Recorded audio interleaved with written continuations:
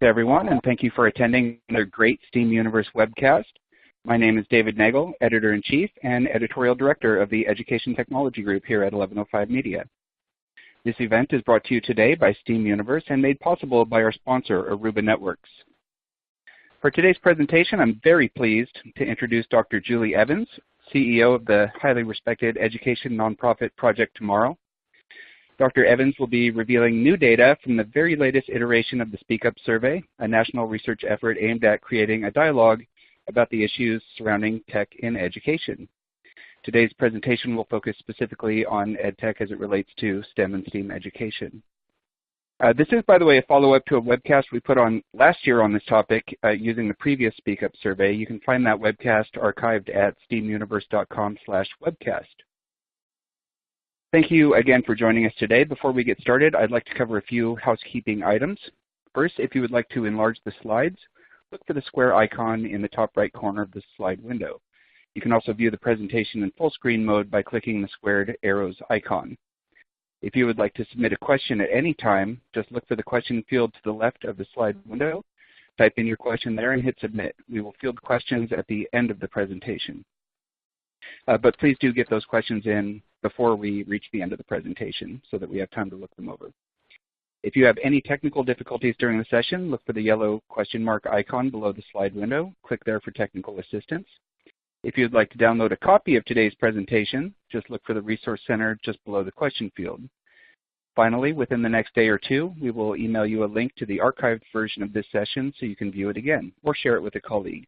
The on-demand version of the webcast will be available for 90 days after today. Actually, I think they're available longer than that now. And now, without further ado, I would like to hand it over to Dr. Julie Evans. Julie? Well, thank you so much, David. It is wonderful to be here with everyone again today. I am super excited about some of these research findings that I'm going to be sharing with everyone today because I'm going to give you a sort of a little insider tip. Some of this data has not been publicly released yet, and so this is to some extent sort of our launch party for some very specific aspects of this data, and I'll tell you what that is once we get into it. But we are going to be using as the foundation for our conversation today the Speak Up 2017 findings from K-12 students, teachers, administrators, and parents as well. So let me tell you a little bit about how the flow of my part of the program is going to go today. I'll give you a little bit of background on my organization, Project Tomorrow, and also the Speak Up project, so you have a contextual understanding of where the data is coming from. And then we're going to start at the 50,000-foot level. We'll share with you some big picture STEAM learning trends, and then talk about what some of the drivers are for STEAM education, how K-12 schools and districts are thinking about STEAM education and where it fits into some of their bigger goals. We'll then get a little bit deeper into the data and look at some of the digital learning trends that are happening in STEAM classrooms, and this is going to be super interesting, I think, for everyone. And then we're going to put a deep focus on the students themselves with some new questions that we asked about students' career interests in science, technology, engineering, arts, and the math fields. I'll end up, before we hand it back off for the Q&A portion, giving you some links to some additional resources that we have, as well as an invitation for any of our K-12 schools and districts that are here with us today on how they can participate in the next iteration of our research project, which will open up in October, how they can get the same sort of data that I'm going to be sharing with all of you today from their own stakeholders. So, of course, if you are of a Twitter persuasion and want to tweet along with us, I included for you my handle as well as the Speak Up Research handle here as well. Okay, so just a little bit about Project Tomorrow so that you understand where we're coming from. We are a nonprofit education organization. We've been supporting K-12 education since 1996. We have a particular focus on making sure that today's students are well prepared for the future. As we like to say, we want to make sure that they have the skills and aptitudes that they need to be the next great generation of leaders, innovators, and engaged citizens of the world. Now, we have our own agenda, of course. We believe in the power of these STEAM resources to support that type of student preparation. And in particular, we have spent a lot of time researching the role of digital tools within the K-12 education ecosystem. We're best well known for the Speak Up research project on digital learning. So let me tell you a little bit about that, since that's where the research data is coming from. Speak Up is an annual research project that we've been conducting each fall since 2003. What we do is we create a series of online surveys to help schools and districts collect authentic feedback from their students, the teachers in their schools, the parents of their students, administrators at both the school site and district level, as well as community members. So we do all the back-end work in terms of crafting these questions and then make them available to any school or district that wants to use them to collect feedback from your stakeholders. We do all the backroom processing of this and give back to the participating schools and districts their own summary report with all of their locally collected data. Plus, we also give the participating schools and districts their state level and national level data so they can use it for comparative purposes. This is 100% a free service that we provide to K-12 schools and districts because we believe very strongly that instructional dollars should be used for instruction. And so we're happy to be able to have this opportunity to facilitate this process for schools and districts. Now, we also do focus groups throughout the year. I do about 30 focus groups a year with K-12 students, teachers, and parents. So as we're talking today, I may include some of my focus group anecdotes for you as well. Now, in addition to being a service to K-12 schools and districts, we also share the national data every year with federal, state, and local policymakers. In fact, on September 13th, we will be presenting some of this data to Congress in a special congressional briefing. Now, the types of questions on the Speak Up survey are about learning and teaching around technology use. However, we do ask different questions of different audiences. We ask teachers about their professional development needs. We ask parents about their concerns about their child's future. We ask administrators about the challenges that they face. And since 2003, we have also been asking students about college and career-ready skill development and their interest in STEM and STEAM fields. Now, one of the things that makes the Speak Up surveys a little bit unique is that we don't just ask people what they are doing. We also ask how they feel about those experiences, their attitudes, as well as what they have from an aspirational standpoint, what they would like to be able to do, or what their goals are. We believe it's in the successful triangulation of activities, attitudes, and aspirations that schools and districts, as well as policymakers, get a full picture on the state of digital learning today. Since we started this project in 2003, we've had a little bit over 5.4 million K-12 stakeholders that have submitted to us a Speak Up survey through their schools and districts. So, starting at that 50,000-foot level, let me give you just a couple of the trends that we're looking at, the things that we're continuing to study, or the things that we think are particularly interesting about STEAM learning today. Now, we all know that there's much greater emphasis today on making sure that students have the types of skills that they need to be well prepared for the future. At one point, we were calling these skills 21st century skills. That seems a little quaint at this point. We've also called them, we being the collective community, have called them workplace skills or soft skills, some people have. Increasingly, folks are talking about them as college and career-ready skills or global skills.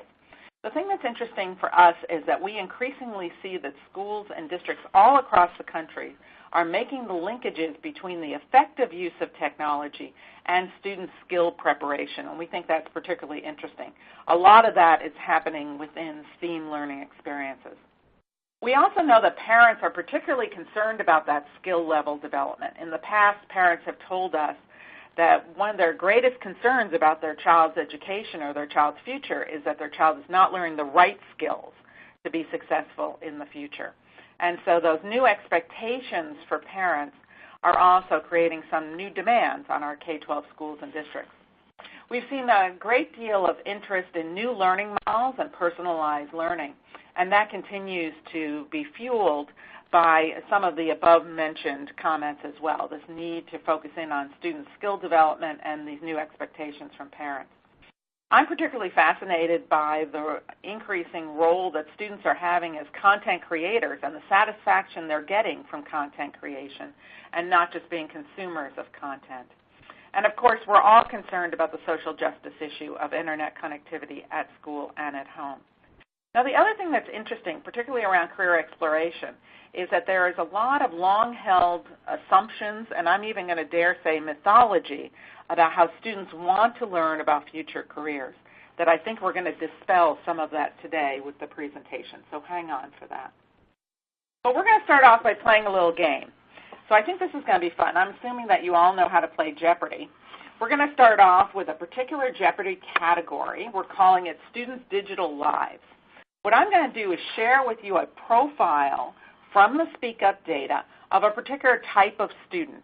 Then you're going to have the opportunity, and we're going to do a little online polling here, have the opportunity to guess the grade and gender of this particular student. So let me show you the profile, and then you're going to have that opportunity through a polling mechanism to make your choices. So think about that profile.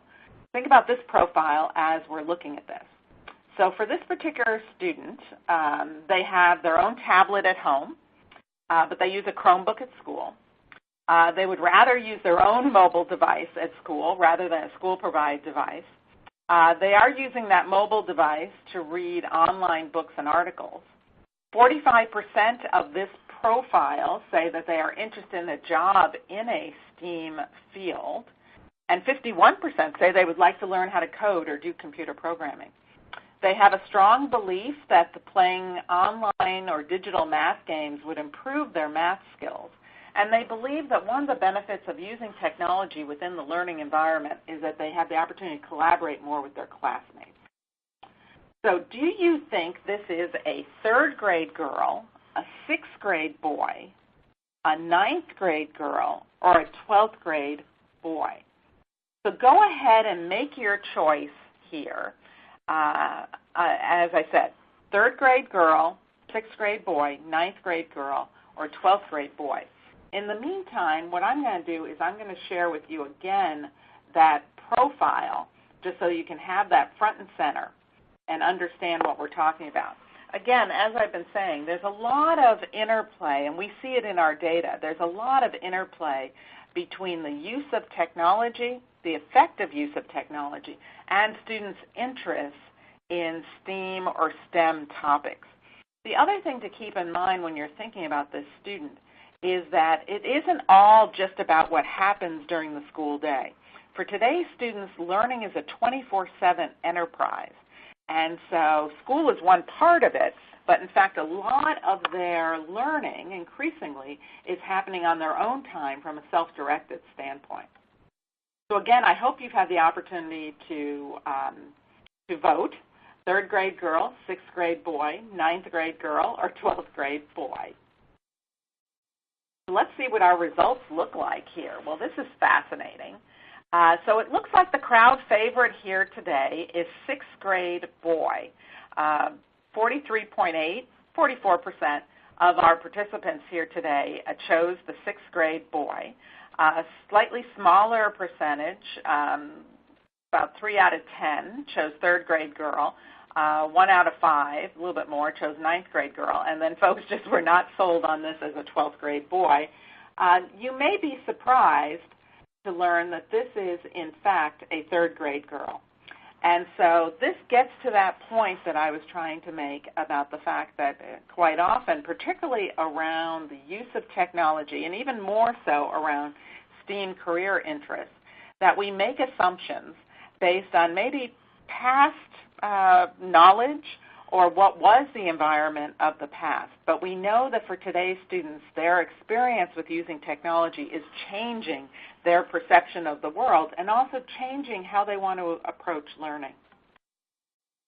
We believe that within the realm of the Speak Up project and having access to this data, we can get beyond some of these mythologies and assumptions and really be able to help K-12 schools and districts make better decision making. So let's get into some of the data. Show me the data here. The data we're going to be looking at is from last fall. The surveys were open from the middle of October to the middle of January. We had about 406,000 surveys that were submitted to us through Speak Up. Again, all the surveys come through schools and districts. Everything is tagged with school and district IDs so that participating schools and districts can get back their own localized data. It was about 3,600 districts, a little bit over 10,000 schools that participated with us. And you can see the breakdown here also between urban, rural, and suburban, as well as Title I eligible schools. Let's get into some of these drivers. I love this particular question. Each year we ask superintendents, so what's waking you up in the middle of the night? It is my key question for understanding the prioritization of different issues that administrators are facing. Let's take a look at this. And what we did for you today was did this disaggregation looking at the differences between superintendents and district administrators in urban districts, suburban districts, and rural districts. So these were the top wake-up issues from our superintendents nationwide, top one being closing the achievement gap. And you can see that that has resonance across all three types of communities. We then also were really interested in the fact that staff morale and motivation actually ended up this year coming up as the number 2 wake up in the middle of the night issue, number 2 prioritization for district administrators, though we see some differences there between urban and rural districts. We also see a little bit further down this concern around education equity is much more of an issue for urban and suburban districts than it is for rural. But this idea of the college and career readiness of students is one that has resonance all the way across, though a little bit more in urban districts than in rural districts. Also, the idea of technology use is one that has been in this top list for many years in terms of wake-up issues for administrators. Now, we also asked administrators, sort of with this idea of the achievement gap in mind, what do you think has the greatest potential to enhance student achievement in your district and to make sure that your students are well prepared for the future? These are the top 4 from this past fall 2017. The first one, enhancing teacher effectiveness, has been the number 1 answer for as long as we've been asking this question, which dates back to about 2007. The next 3, though, have been the up-and-comers, let's call them that. The idea of how do we integrate college and career-ready skill development within daily curriculum? How do we provide more career exploration activities for students, and then at the same time leveraging digital tools, products, and solutions more effectively? I actually think all 3 of these work beautifully in concert with one another. They are not disparate opportunities, but really have the opportunity to work, as I said, all together, integrated into a particular system. However, what we are finding is that when we ask administrators, what's your biggest challenge with using technology, they tell us it's motivating teachers to change their practices, to use technology more effectively in the classroom. That's their wake-up moment. We also asked parents about the use of technology at their child's school and what their concerns are. Parents tell us that their number 1 concern is that the technology use varies too much from teacher to teacher. So my child is in 3rd grade having a really rich digital learning experience, and the communications from school to home is very rich from a digital point of view. And then that child is promoted to 4th grade, and that teacher is not as comfortable with using technology, and it's a totally different experience. Or the same thing in high school, comparing English to social studies class, science to math class. That's what the parents are concerned about. We asked parents as well as district administrators, what are the types of skills that you think students need to be well prepared for college and career success? And there's great consensus here in terms of the fact that critical thinking and problem-solving skills are the number 1 skills for both parents and district administrators. Some of the other ones vary a little bit in terms of the intensity, but the focus here on this particular set of skills is something that parents and district administrators agree upon. They also agree upon the types of experiences that would be the best way for their students to develop these skills. the number one response from both parents and administrators is that students need the experience, the real-world experience of a job, an internship, volunteering some way to be able to develop these types of workplace or global skills. There also is agreement about the efficacy of using technology regularly within the school day.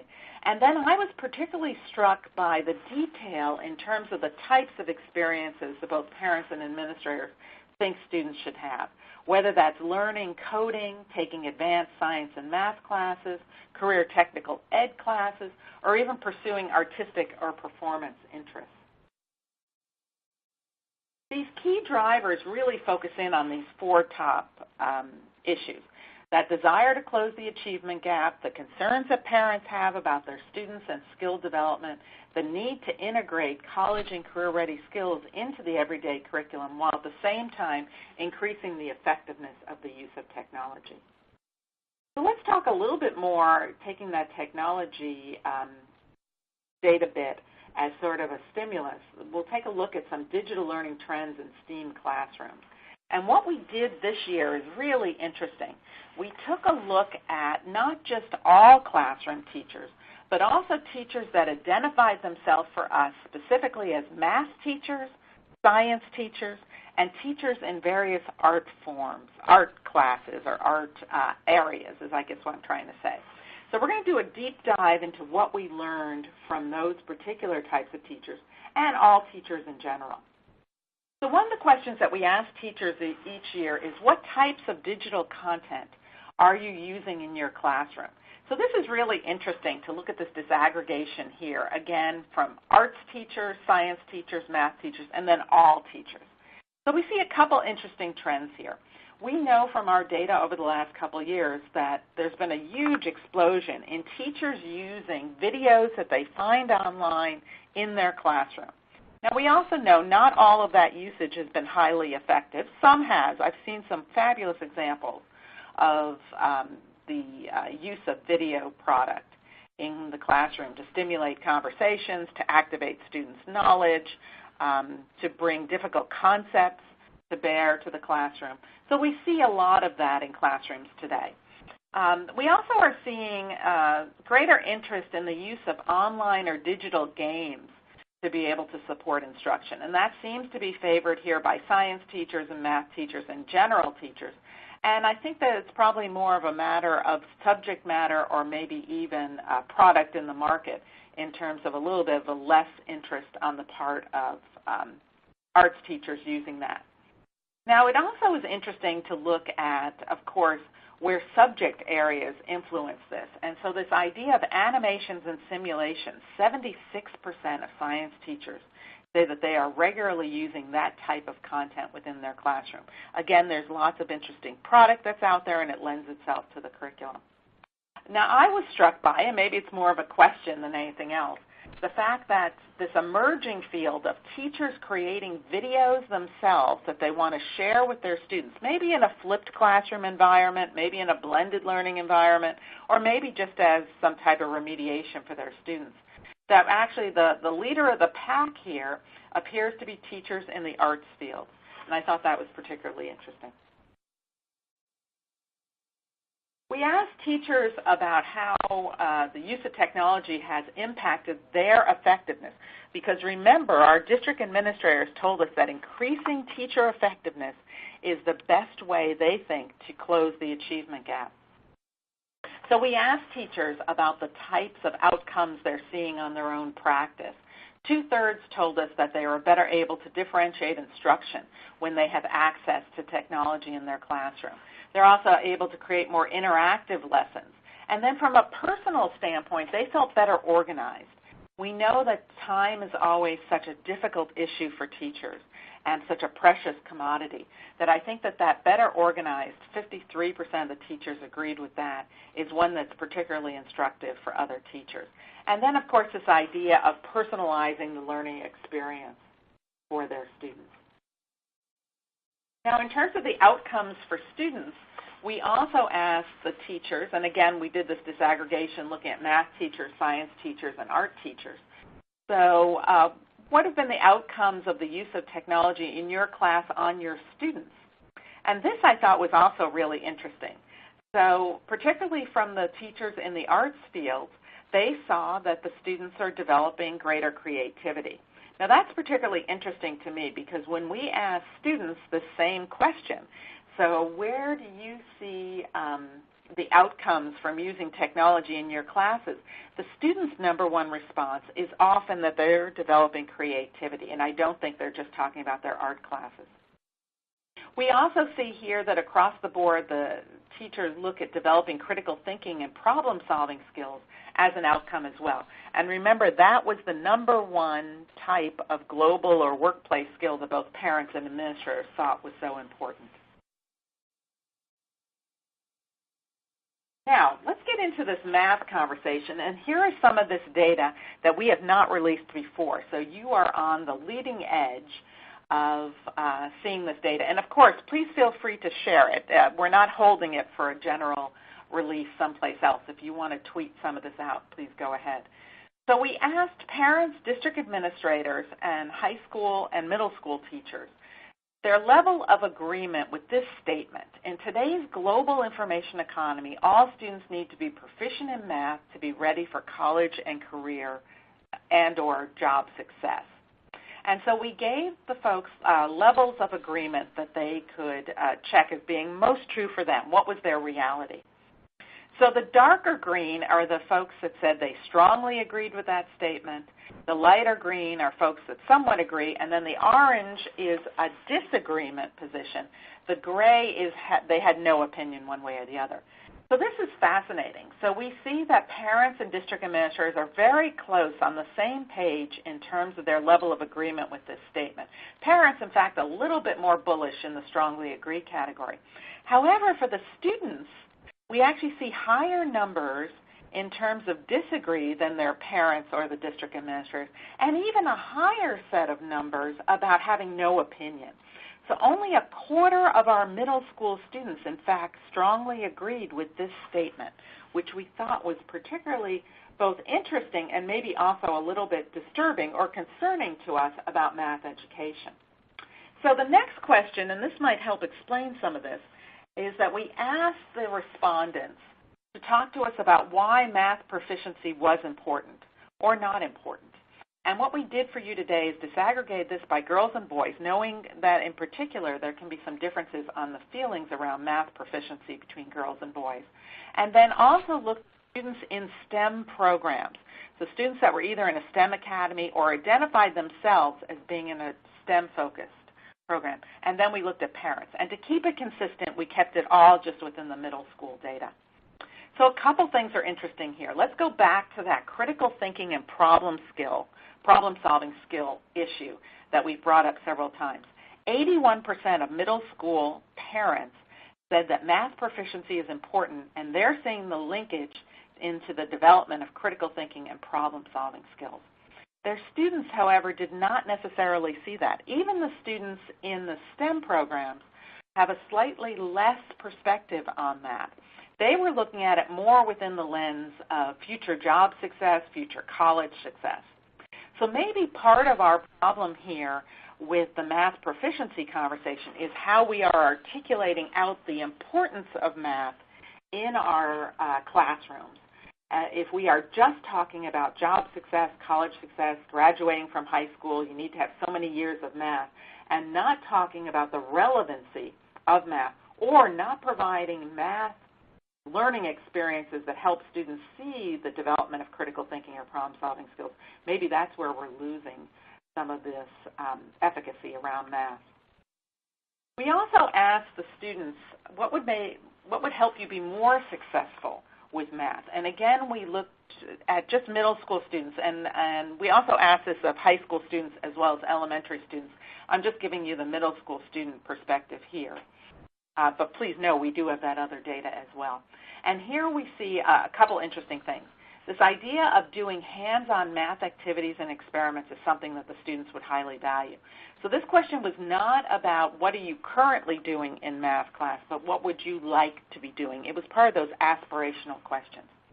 The students also said working on math problems at my own pace, that idea of self-directed, personalized learning, having a teacher who was skilled, in other words, a math educator, and enthusiastic about math teaching and learning was also something that was important, particularly for the students in the STEM programs.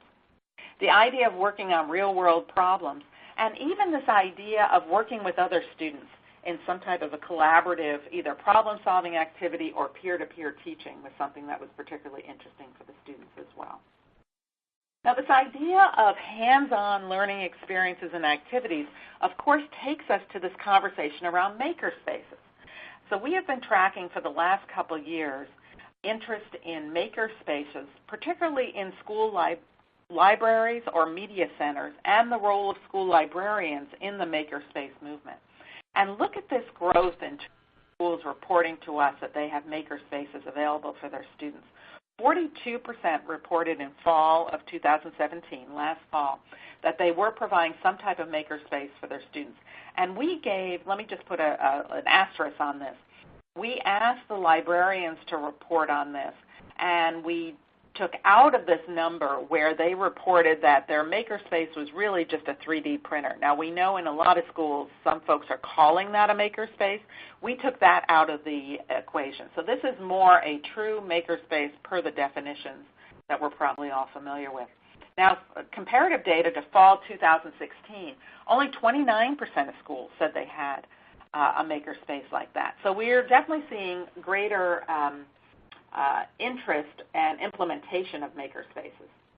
We also see that, at least from the librarian's point of view, they're seeing these type of makerspaces, project-based learning experiences with students, helping students develop the types of workplace global skills that parents value, that administrators value.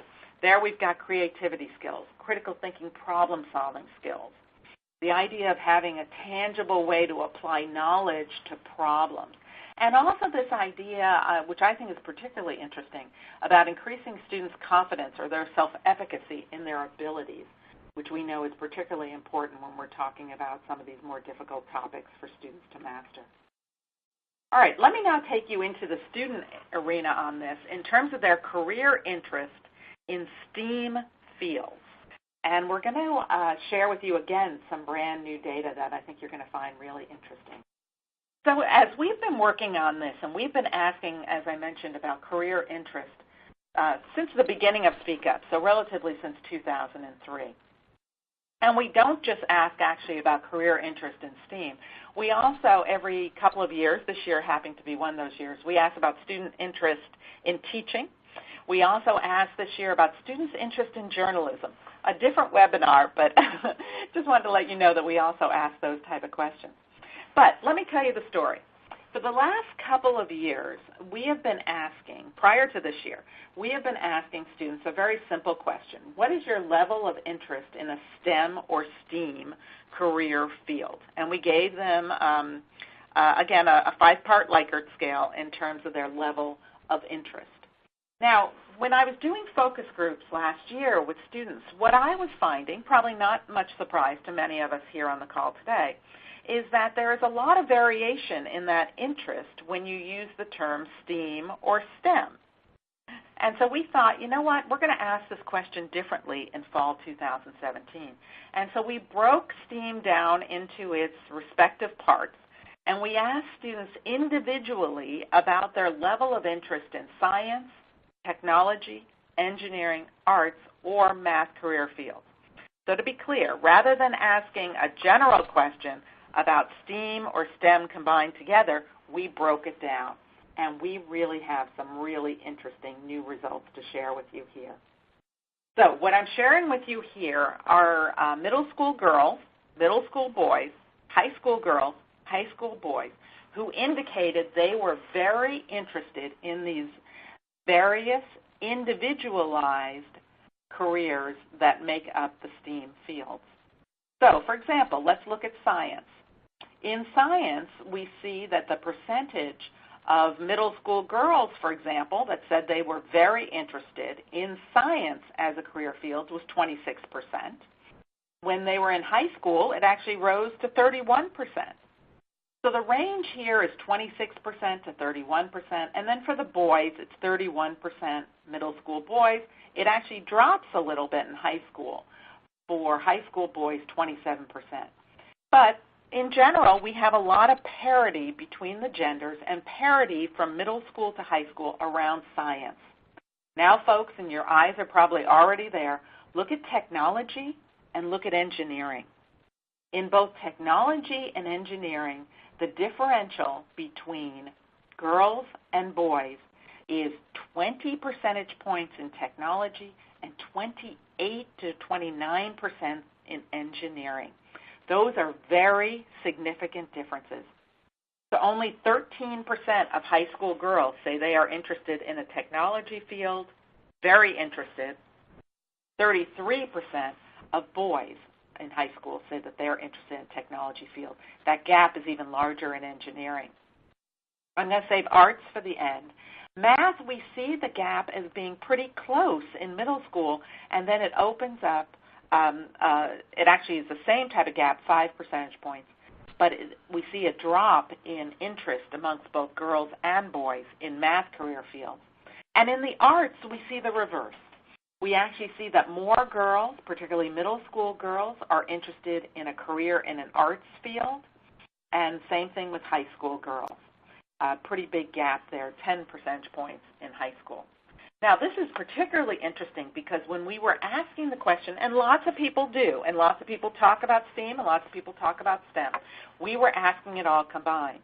But to really understand the gaps and where we need to focus attention on ensuring that students have the learning experiences that give them the opportunities to pursue these different careers, I think it's better to disaggregate this data and to look at it across the 5 key components. Now, this just led us to more and more questions, as you can imagine. So we started to look at this and wanted to have a better understanding, not just about the students that were very interested in these careers, but what about the students that told us they were somewhat or maybe interested? What does that mean? What does that actually look like?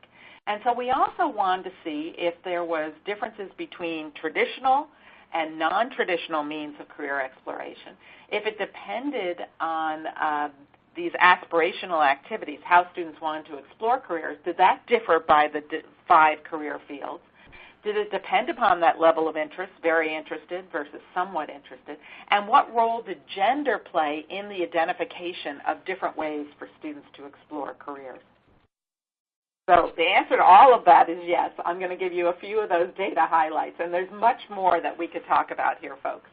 So in fact, we have seen, and we've seen this as a trend over the last couple of years, we are seeing declining interest in some of the more traditional ways that schools, districts, and communities are providing career exploration opportunities.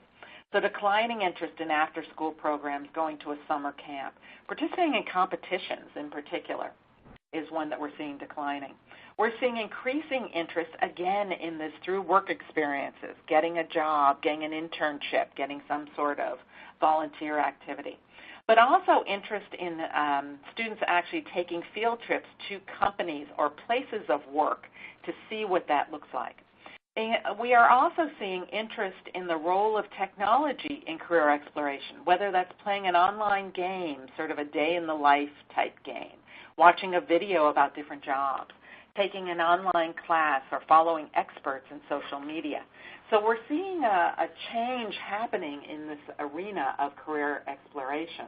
Again, I'm just sharing with you middle school data. We also have this from high school students as well.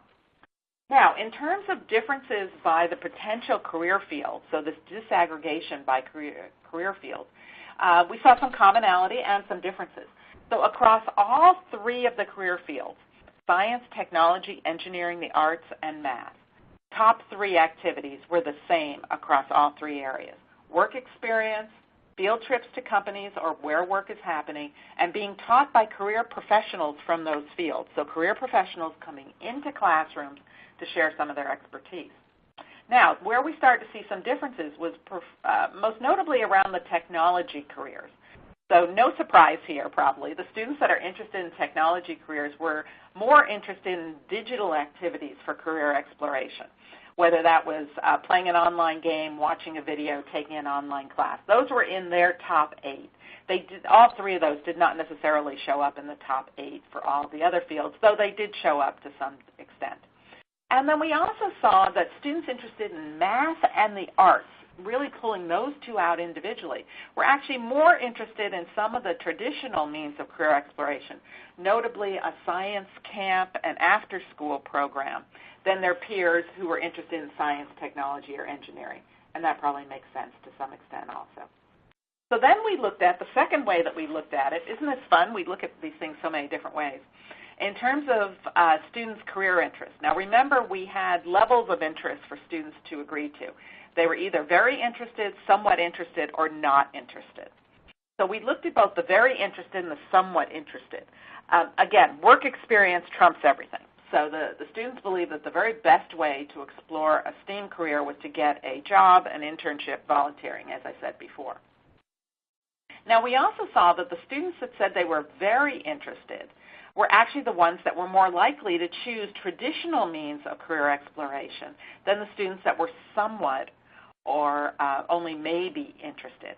And so we did see some differences here, which were particularly interesting. There's the statistics there on summer camp. Let's talk a little bit about competitions, because I've done a lot of focus group around competitions. We know there's fabulous competitions that are out there, particularly in the STEM and STEAM fields. And they get a lot of attention, and they are wonderful in terms of the outcomes. However, I will tell you that they generally work best for students that indicate that they are very interested in a career. They are great for retention in the career field. They give students a wonderful opportunity to see how they compare to other students and to have some fun, engaging opportunities, particularly around real-world problem solving. The students that are only somewhat or maybe interested tend to have a slightly less positive experience with competitions, and here's why. The students tell us that to be successful in a competition, they want to feel really confident in their skills. So whether it's an engineering competition, a math, or a science competition, they want to be able to feel very confident. So it attracts students that feel confident in their skills. The somewhat or maybe interested students don't necessarily have that same level of comfort, and so they are less likely to feel comfortable in these competitions. Now remember, as I showed you on the slide, the students in we definitely have a gender gap in terms of the interest in some of these fields. And when we particularly interested, I'm sorry I didn't show you that data, but the students that are somewhat interested tend to be heavily skewed to girls and also tend to be heavily skewed to minorities. And so we need to be careful in terms of thinking of competitions as a way to recruit students into STEM and STEAM fields. It tends to work better for retention of those students. And then also the students that were interested in the STEAM fields were more interested, the students that were very interested were more interested in watching videos, taking an online class, or evaluating their strengths.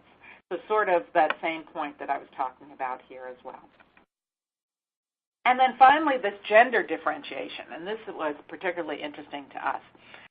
In fact, there is no gender differentiation in students' interest in using technology, following experts on social media, playing an online game, watching an online video, or even taking a career technical ed class.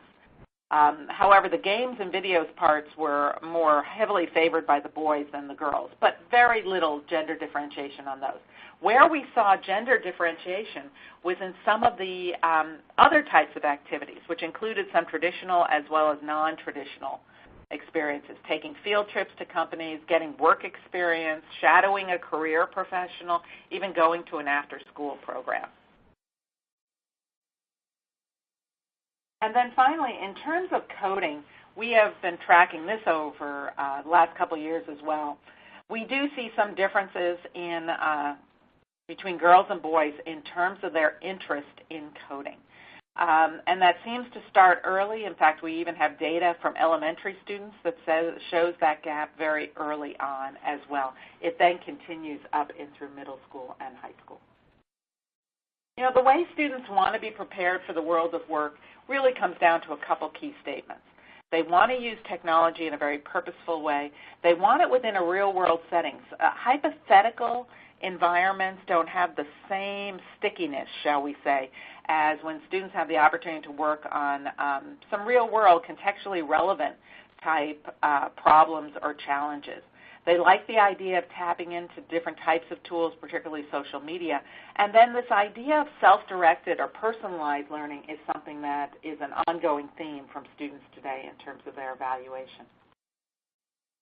So before I turn it back over to Dave to see all of the fabulous questions that we have, I did want to make you aware of our website. That's tomorrow.org.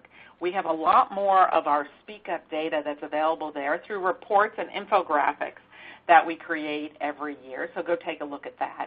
In addition to that, we also provide services to K-12 schools, districts, community groups, as well as companies in terms of providing consulting or evaluation efficacy studies around the use of different types of technology. Now, I mentioned before our congressional briefing is on September 13th. We will be live streaming that, so if you cannot join us on Capitol Hill in the Hart Senate office building, you'll have the opportunity to be with us online, and we would love to have you participate in that with us as well. We always have at the congressional briefing not only the sharing of some of the data, but also a fabulous panel of students and educators that give their firsthand perspective on some of the data findings. And of course, if you are from a school or district and would like to get the same type of data that I shared with you today from your stakeholders, my recommendation is that you participate in Speak Up 2018. The surveys will open up in the beginning of October and run through the middle of January, giving your stakeholders plenty of time to complete the 15 to 20-minute survey. And we do have surveys available for all of these different audiences, K-12 students, as well as parents, teachers, librarians, school site and district administrators, technology leaders, community members, and also communications officers. Once again, 100% free service to all schools, including all the reporting back to you. So with this, I'm going to turn this back over to David because I'm hoping we've got some interesting questions that have come in while I've been talking so that we can take this conversation to the next level. Back to you, Dave. Thank you very much, Julie. That's actually a lot of great information, and we have a lot of great questions to go along with it. But I'd like to remind everyone very quickly that there's still a tiny amount of time if you would like to submit a question. Look for the question field to the left of the slide window, type your question there, and hit submit. I'll also remind you, you can download a copy of today's presentation. Just look for the Resource Center just below the question field. Okay, let us get to those questions. We have just a little bit of time left here. And okay, here's an interesting question. We got this one asked a few different ways. How do we encourage teachers to use more technology, the teachers who are reluctant to use it? That's obviously a big question, Dave. Thank you. Thank you for starting with a softball question. And it's actually very timely. I just got back yesterday from the ISTE conference in Chicago. Maybe some of our participants today are familiar with ISTE, and maybe even some of them were at the conference. And I actually did a focus group with 16 school principals on exactly that topic. You know, last year, 46% of school principals told us, as I had mentioned, that motivating their teachers to change their practice was their number one obstacle. And so I was asking these principals just yesterday to talk to us about that experience themselves and what they were doing. And it really came down to sort of two fundamental things. One was that principals need to be invested in being the digital evangelist in their school. And that actually comes from the district as well as at the school site level. So having the principal have a clear vision on what the role of technology is within the school experience, within the classroom experience, was something that the folks brought up over and over to me. They actually saw that as a leadership imperative from the school principal, supported by the district as well. The second thing that has come up, and we've seen this through our data, and we've actually done some writing about this as well, is that where the administrators can model good technology use themselves. So let me give you an example. We asked district administrators and school site administrators about their use of data. And we heard from principals in particular that they are using data when they are having coaching and counseling conversations with their teachers about their classroom practices. Now, how interesting to be able to use digital data, data derived from either some digital product or some other types of technology tools within those conversations, not just classroom observation data, and to be able to model that as a way that teachers themselves could use data coming from their digital tools to help coach their students in terms of improving performance. So this idea of visionary leadership articulated to their teachers as an important component, an imperative for school success. And then secondly, having the leaders themselves model good behaviors using technology is something that appears to have a lot of resonance with school principals in particular. So a big question. I gave you sort of a small answer, but a big question. Actually, that seemed like a pretty big answer to me. Here's an easier one. Do you have state comparisons of your data? Yes. So every bit, I probably should have explained this a little bit clearer up front. So every bit of data that we have is tied to a school or district. Again, we don't have, a random kid taking the survey from here or a parent that takes it or a teacher that takes it individually. This is all facilitated through schools and districts. So every bit of data we have is tagged to a school, to a district. If you are part of a state that has a service center or a BOCES in New York or the county regional offices here in California, whatever that might be, your data is also tagged that way and consequently tagged at the state level. So we do work very closely with state legislatures and also state departments of education in terms of sharing that data with them as well. And that actually has proven to be very, very high impact in terms of the results on state policies, professional development, funding, all sorts of different ways that the state folks are using it as well. So yes, we tree up the data from the local independent school, individual school, through the district, up through county offices, up to the state. Okay. And is your survey data available for use at the college level? So a couple different things. We do a lot of work with higher education folks, and I know we have several folks that are on from different colleges and universities. We do a lot of consulting work with colleges and universities about the data from a couple different lenses. One is, who is that student that's coming up that you should be expecting? What are the expectations of the students in terms of the use of technology? Where are their interest levels? What type of behaviors have they acquired regarding learning using technology that faculty, university administrators should be cognizant of, particularly when they're doing their planning? So we do a lot of work around that with universities and colleges all across the country. In addition to that, we also have a lot of, particularly schools of education, that participate with us every other year because we do a special Speak Up survey for schools of education for teacher candidates. So for their college students or graduate students that are in teacher preparation programs, we do an every other year Speak Up survey specifically for those audiences. 2018 is one of those years. So we will have a special survey available for pre-service teacher candidates this fall as well as in the spring, in case programs have graduation in December. Finally, we also work with a lot of universities in terms of making available to them some of our data, particularly to support either master's or doctoral dissertations. And so we're always looking for those opportunities. And we support somewhere close to 50 dissertations a year in terms of the data.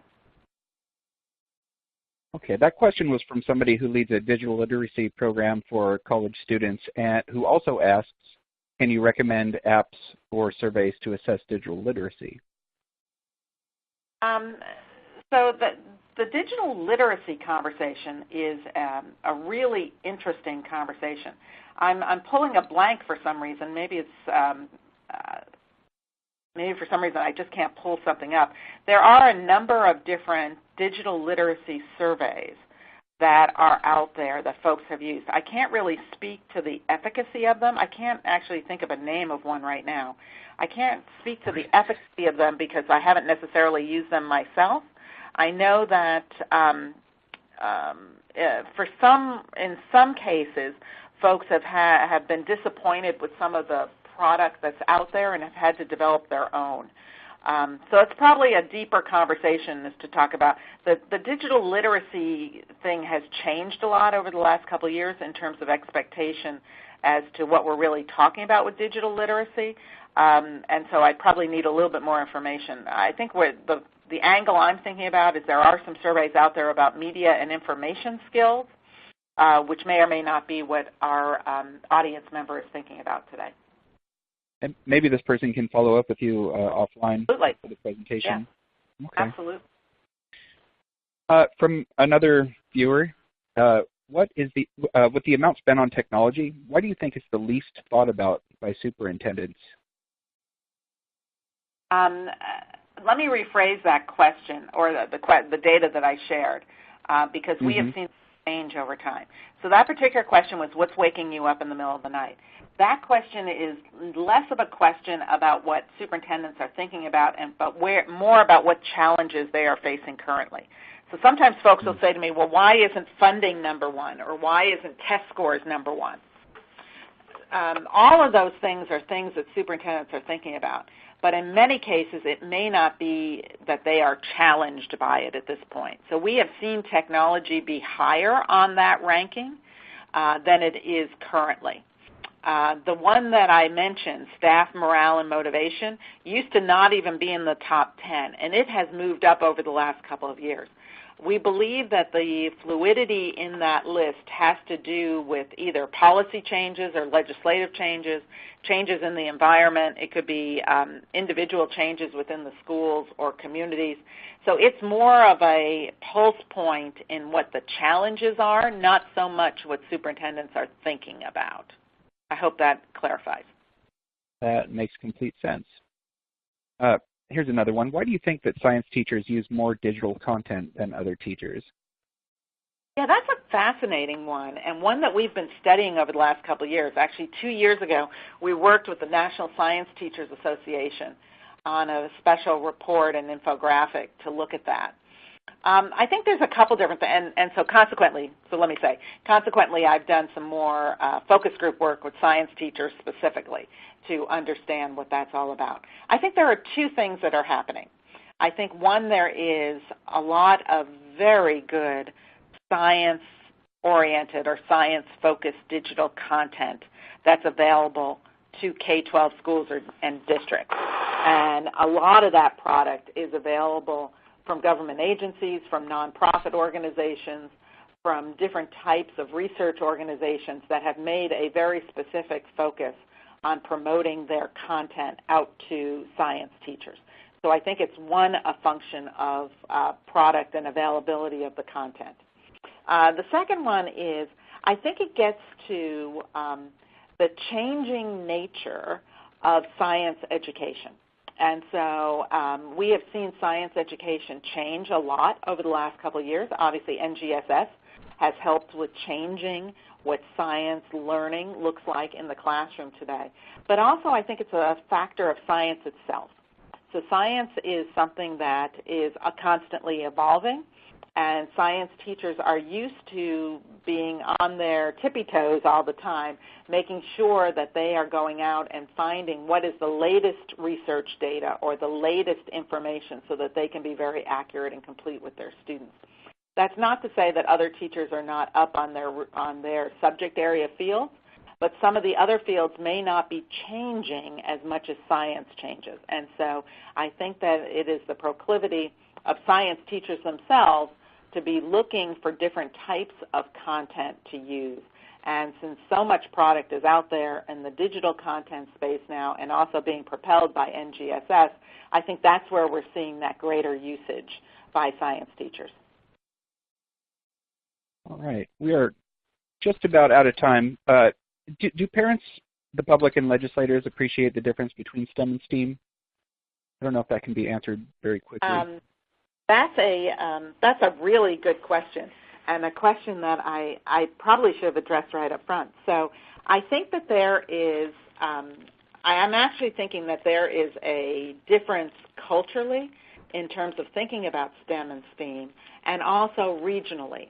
So I don't know if we have any folks that are on from the Midwest with us today. I'm hoping so.